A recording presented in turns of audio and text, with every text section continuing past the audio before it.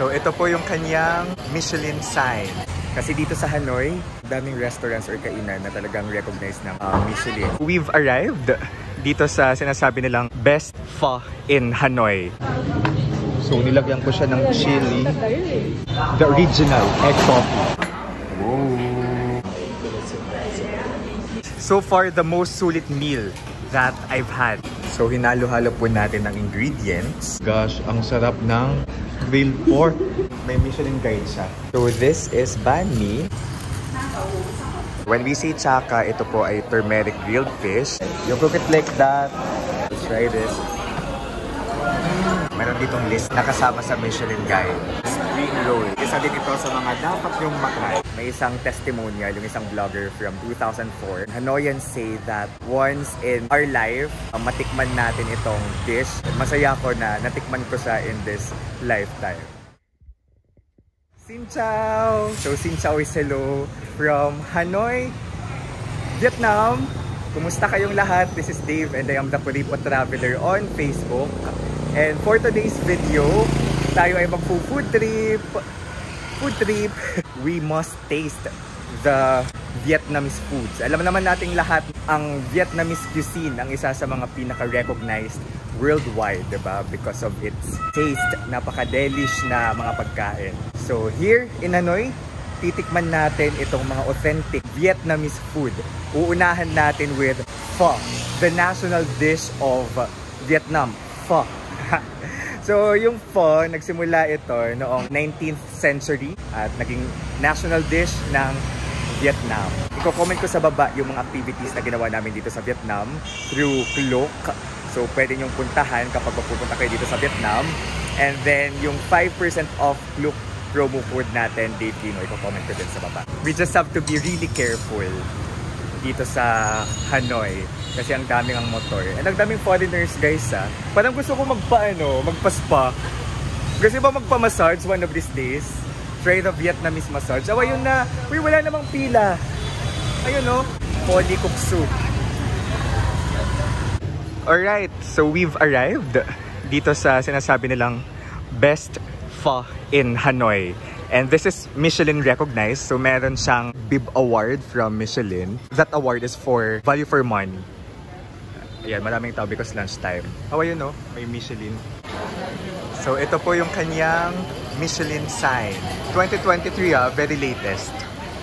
So isa ito sa mga nababasa ko talaga sa vlogs and napapanood sa vlogs na best pho in Hanoi. May nakasulat dito, please take into account that there are many fake pho 10. Ayun, nabasa ko rin yan. Maraming gumagaya ng parang nila, branding. Pero they are fake. Okay? It's jam-packed because it's 12. May pasilip dito kung paano ginagawa ang pho.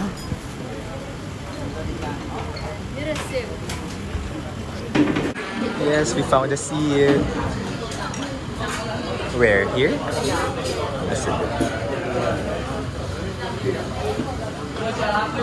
Ano ba yung bestseller nila dito? It's really an experience. Daming tao. Tapos, ito yung walang pili-pili sa table. Share a table with others. Sana uso yun dito. Ay, uso siya dito. Ay, minsan hindi lang ang store na to. Para experience siya. Para hindi lang yung restaurant na to. And I think, ang bilis ng order Chin. Oh, that's a lot. Thank you. Okay. Ito na siya. From Pho Tan Li Kuk Su. Wow, our first meal of the day. First meal in Vietnam. Of course, the national dish, the pho. Good luck to me. Good luck to you. Since you're a picky eater, I hope it, satisfies you. I hope so. It's hot. Alright, Ate Andy, so far, first impression, kaya masarap yung soup. Nasa soup pa. Nasa soup pa lang. Nandun ka pa lang sa level na yon. How about you, Claude? Delish. Okay, of course. Bilang may Michelin to, kain na ako. Meron ditong mga condiments. Mga spices, dagdag ingredients para sa ating pang. So, nilagyan ko siya ng chili. Ang sarap pa. So, this is, I'm not sure if ito yung half-done beef or well-done. Pero this is Thai chin. A combination of half-done with well-done beef. And it's noodles na manipis na malapad. Noodles na manipis na malapad. And beef na parang samgyup yung itsura. Sabi ko sa nanay ko, panoorin mo yung vlog ng friends ko. I'm there. Tita, panoorin mo to. Tita, panoorin mo to. Nandito po si Ate Andy. Siguro third upload to. Or last upload. Winner si Claude kasi gutom. Ate Andy, ikaw ang second place so far. Ako ang last place dahil vlog ng vlog. Actually, this vlog as well is we will find out among the foods that we will endeavor what will Ate Andy eat. Or saan siya mapipilitan lang or saan yung ayaw niya talaga. Nasasamahan lang tayong kumain. Ganun. So that's our first pho experience sa isang Michelin recognized na pho restaurant. Bali may aircon sa loob guys, so hindi siya mainit. And it's worth 65,000 dong. Di pesos sa dong. And then around 151 pesos kung i-convert natin. This take for our friends, from our friends. Sakto lang daw. Pero sa akin kasi lahat masarap. Kaya hindi ako pwede mag-food vlogger guys. So itong ano natin dito, food review dinadala ko lang kayo sa experience ko sa pagkain. For 150, that's okay na. Okay, nagpad. Siyempre compared naman sa magpupunta tayong Korea, siguro nasa 300 yun. Ganyan. Japan nasa 500, mura ng 500. Diba? Europe, mura na siguro yung 1,000 doon. 700 per meal. Oo ka. So okay. Okay yung price niya in retrospect sa mga napuntahan nating bansa. In retrospect, ha? Nakaka-pressure lang kumain. Siya, hindi na pressure. Magwawan na, pero medyo wala na rin namang tao sa loob. So, dapat nag-slow down ka na lang. Pero ano kasi siya, nung share table kasi siya, di ba? Oo. Tapos ang haba nung pila bigla. Tapos parang, oh my gosh, feeling ko kailangan hindi ka babagal-bagal kumain kasi nakakahiya. Para madaming papasok. Oo, para malis ka kaagad. Kasi may ka-share kasi hindi kayo makapag-banding ng ayos. Galing from a sales perspective. Galing. Our next stop is the original egg coffee. So this Cafe Giyang is from 1946. So this was the one who invented the original egg coffee. The egg coffee from Vietnam. Uy, ang saya ng mga pedicab. Ano yung tawag dyan? Very old white man. Old white man thing. Tara, habang may mga lumalabas. So we're here again in Cafe Giyang, where we can experience the original egg coffee. Let's go. Bango. Amoy itlog.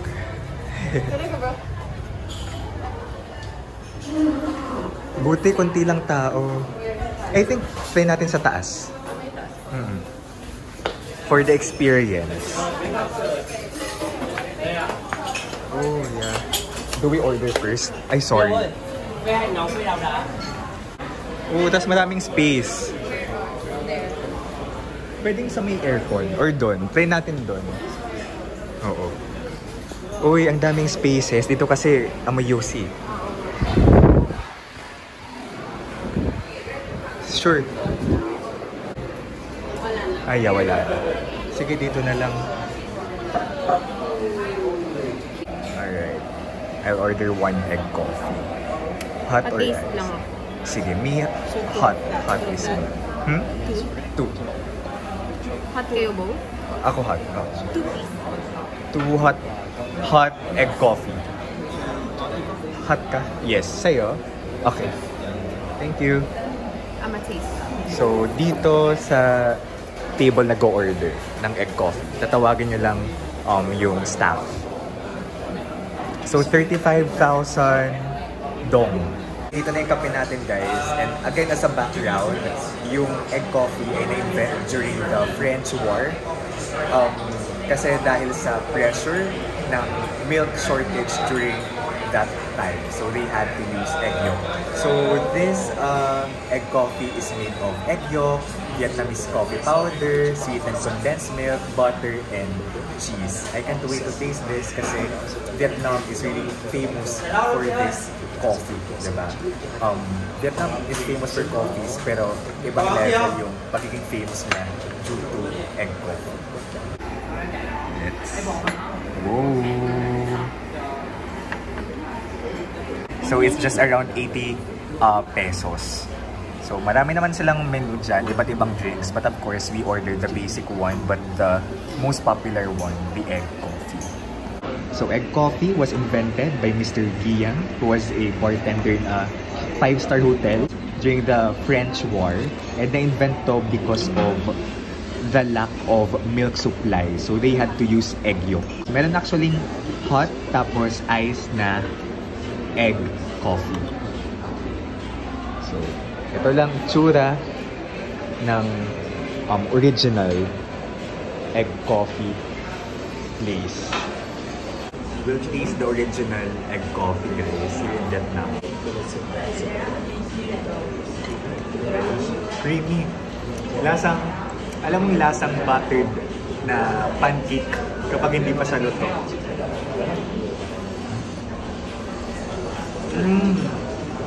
Lahat naman sa akin masarap. But I'll give this a 5/5.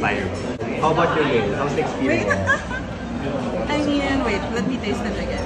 Tasting egg coffee in Vietnam is an experience. I think the size is perfect na it's small, like a teacup. Kasi it's so tasty na kapag masyadong madami, parang nakakasama. But this is perfect size, I think. Again in the original egg coffee place, Coffee Guillain, here in Hanoi, Vietnam. Siyempre, kunin din natin ang reaction ni Ate Andy na non-coffee drinker. Matapang ba yung taste ng coffee? Masarap. Uy, naku, dahan-dahan. Di ba nagpapalpitate ka? Masarap siya. Delish? Hindi siya lasang egg. Lasa siyang kape. Lasa siyang kape. Siyempre kasi egg coffee siya. Lasa kapag ice. Oh, sayang, oo. Pero yan yung nakikita ko sa mga vlogs. Yung ganyang, go lang. Delish. Nice. Gusto ko lang i-share. Kala ko ba tama? Gusto ko lang i-share na I'm not a coffee person. But because we're in Vietnam, which is the country of coffees, I believe the country with the best coffee, if I'm not mistaken, the second biggest coffee producer in the world, we have to try the coffee here. So here we are paying after we drink our coffee. Order at your seat, pay later. Thank you.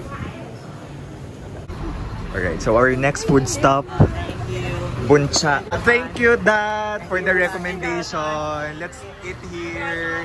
Yes, thank you. Bún Cha Duck Kim. So Bún Cha is very authentic Vietnamese food. Here we are in Bún Cha Duck Kim.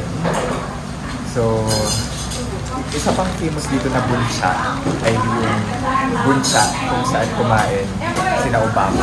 And sometimes it's called Bún Cha Obama. And this one, it's called Bún Cha Maria sometimes. Because kumain dito si Maria Ozawa. Hindi ko siya kung kilala niyo yun. So this is the menu. May Bún Cha Venom Huabe or Bún Cha and 2 pieces spring roll. And then merong grilled pork with rice noodle or yung normal Bún Cha lang. And then meron Bún Nem Huabe, rice noodle with 3 pieces of spring rolls. Sige, kasi galing kami sa tour. Ngayon kain na tayo. This is how it looks like here. So dumating na pong ating gulay. And then the noodles, rice noodles. Andito na pala yung pinamalengke ko. Pinamalengke. And then we have spices here. Alam mo, Claude, sabi ni Dad, kasi diba I ask you if you like the Pho Ten Likoksu, the best. Hindi niya bet. Yung mga pinagsasearch ko, hindi niya bet. So, feeling ko mag-try pa tayo ng isang pho. Oo. Kasi feeling niya, yung mga ganong, yung mga na-mention ko, talagang bumaba na yung quality. Oo. Siya may mga nireko talaga siya. So, let's follow the local. Yeah, true. So, we should follow the local talaga. If you can ask a local where to eat, that would be better. Kasi they'd know. Yeah. Kasi may isa pa akong gustong puntahang, yung kay Obama. Tapos sabi niya, di niya bet. So dito na lang. Oh my goodness. Yes, thank you. Our food is there. Thanks. Oh my gosh. This looks so new. Thank you. Wow. Buncha. So this is a grilled pork. And we'll add vegetables later. And of course, the rice noodles. So this is one of the authentic Vietnamese meal na talagang kailangan natin kainin. Because may napanood ako sa vlog na yung foreigner's choice talaga ng Vietnamese food, it's not pho. Yung isa sa mga results, it's not pho, but buncha. I'm so scared. Hey girls! Are you excited to eat? No, kasi ang dami. Yes. Hi Claude! How does it taste? Different. Tastes different. I'm so excited to taste mine. Ooh, yeah. I ordered 2. So this is an experience in Buncha Dak Kim. For our tour guide na very local, this is the best buncha in Old Quarter. Hey! I feel like a rabbit. You feel like it's a ramen na mas healthy. Yeah, pero masarap siya, so I don't mind the gulay. Yes. How was it attend sa picky eater? Lasa. Sarap? Malasa. Sobrang mas malasa pa compared dun sa kahapon. Na pho natin sa Pho Likoksu. Alright? Lily will taste it finally. Baka yung i-touch tayo ng followers mo sa hindi na magaling mag-chopsticks. So, hindi talaga ako magaling. Okay. Huwag nyo kaming i-judge. Hindi na ako magaling mag-chopsticks. I like it. I like yung satin. I like mga sabaw-sabaw, nilaga and stuff na beef ganyan. I like it. So, hindi na ako na-FOMO na hindi ako pumunta sa pho place. Next time na lang ako. I like na this is my first. Nice. As your first authentic Vietnamese dish. Yes. Nice. Let's eat. Ako na rin, kain na ako. Oh my goodness. Kung lahat sa akin masarap, ito on another level. Pero yung malasa yung sabaw. Now let's taste the noodles. Sorry. Grabe yung combination ng noodles, ng beef, ng broth, at ng gulay. Perfect. So hinalo-halo po natin ang ingredients dito sa malaking bowl para magsama-sama ang kanyang lasa. Ay, ito. Ayun, may Michelin guide siya. Ay, 2023. Yeah, 2023. Meron pala ako. Yeah. Basta, binibigay itong guide na to if the restaurant is cheap pero malasa. Good service and value for money. Tapos, wow, nasa top 100 siya. Hindi ko alam kung ano yan kasi naka-Vietnamese. Pero top 100. Bakit? Sarap ng drinks, no? Value for money. Sa value for Oh. money. Term talaga yun. Oh, value for money. Kasi may friend ako recently na ginamit yan, tapos natawa ako kasi sobrang, akala ko sobrang serious. Pero ginagamit pala yun ng madaming tao. Oo. What I love about this place is not just about the taste, but the serving. Ang laki. Share na lang, no? Share it with your companion or friends. But alam niyo sa Korea, madalas may rule na one person, one order. So, di kayo mag-sharing. My gosh, ang sarap ng pork. Grilled pork. Grabe. TBH, so far the most sulit meal that I've had so far in my Vietnam trip. So this is Hanoi at night, Old Quarter at night. So far, how's the experience, aftermath experience? Halong day. No. The food. Sobrang full. Sobrang full. Kasi yung first impression mo kay ang sarap. After sobrang full. How about you, Ate Andy? How's the food? If you'll rate it 5 over 5. 3. Why 3? Hindi ko gusto yung burger part. Burger Oh, patty. yung patty. Hindi ako burger person. Okay. So gusto ko yung pork lang na, di ba may pork strips siya sa ilalim. Yung strips lang, but not the patty. Sarap naman siya. I just don't like the patty. Okay. And feeling ko ang dami nilang sinasayang na pagkain. Sa serving size nila. So for sharing siya, guys. For sharing. medyo negative kay Ate Andy na super dami siya. Sayang kasi yung pagkain. 5 over 5? Yes. 5 You over need to 5. be hungry. You need to be hungry para maubos siya. Bago maubos. Para masulit mo siya. But yeah, sobrang yummy. 5 over 5? Yes. Yes! For its price, and for how hygienic it was. Yung serving niya, malaki. I think if I was hungry, maubos ko yun. Tsaka, siya, very tasty. Oh, cool! Very tasty. And I think it's different also. Parang, it's another kind of pho na also distinct to Vietnam yung lasa niya. Yeah. Dami sinabi. Ako naman, 5 over 5. Ibang levels. Alright, our next stop is a banh mi place. So this is one of the oldest banh mi places here in Hanoi. And nabasa ko sa internet, if you'd ask local daw sa best banh mi in Hanoi, ito yun. Banh mi pho. Let's go.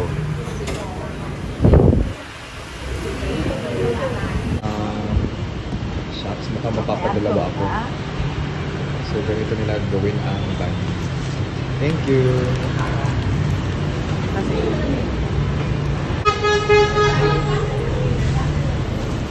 Thank you! Are you gonna pay now?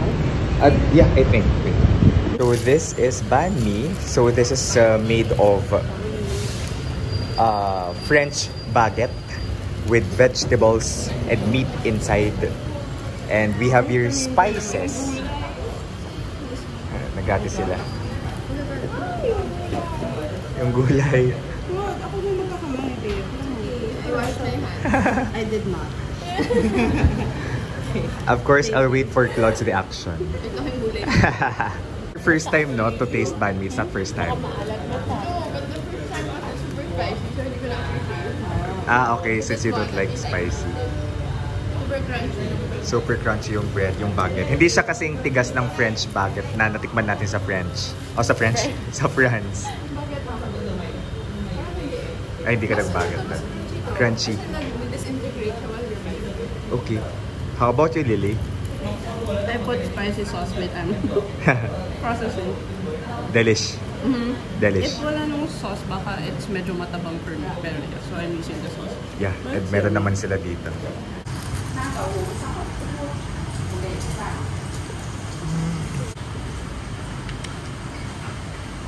I like the bread.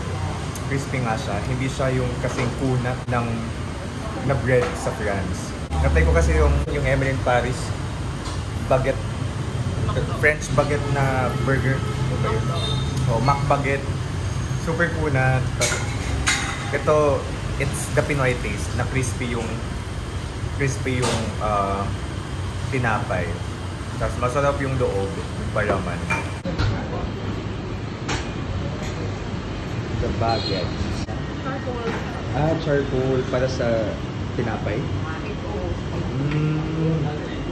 Interesting.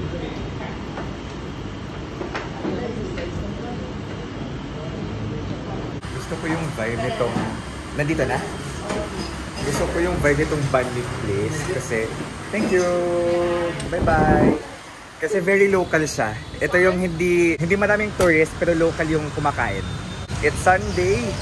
Malapit ang lunch and today we're gonna explore Hanoi alone. So ang una nating pupuntahan ay of course one of the most famous restaurants here in Hanoi kasi meron siyang, it's part of the Michelin Guide here in Old Quarter. So may Bib Gourmand, I'm not sure if I'm pronouncing it right, may Bib Gourmand ano siya, award or recognition for being may value for money na pagkain. Nasaan na siya? Tanglong. Ay, ito ba yun? I think ito yun. So, it's 3 minutes away from our accommodation. Mali yung una kong tinuro sa inyo. Kasi parang medyo under construction siya. Nandun talaga siya sa tapat, yung Tsaka Tanglong. And then may buncha, may mga cafe around.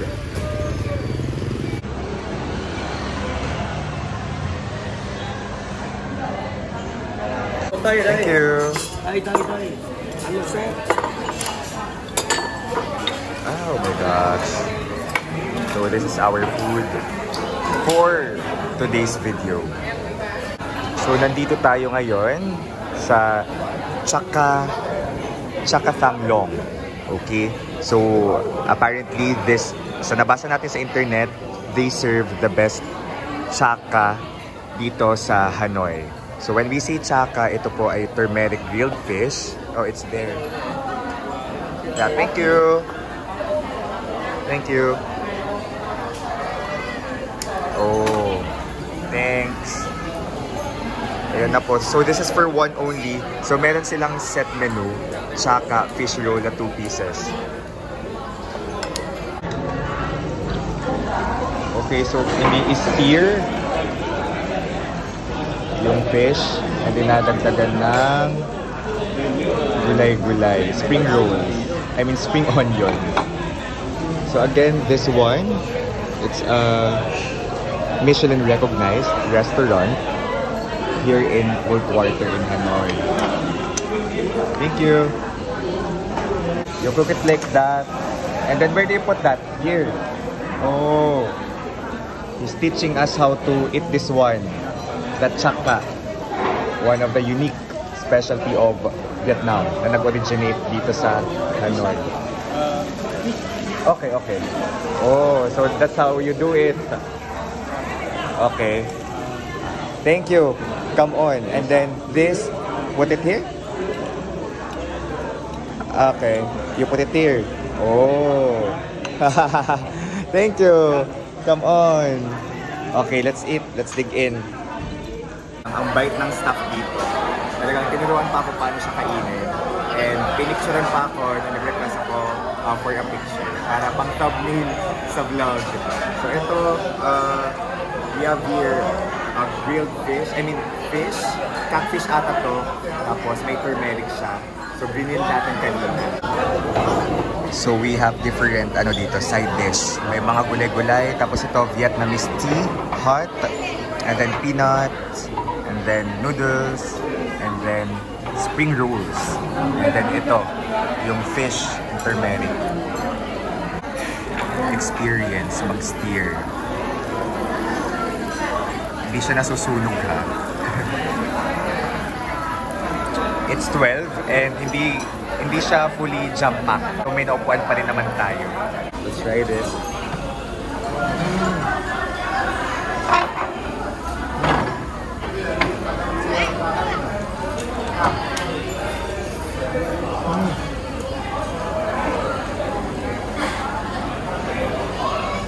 Ang sarap.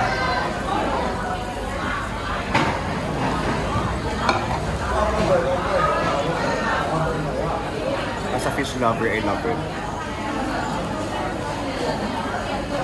Kasi in the past few days, puro tayo beef and pork. So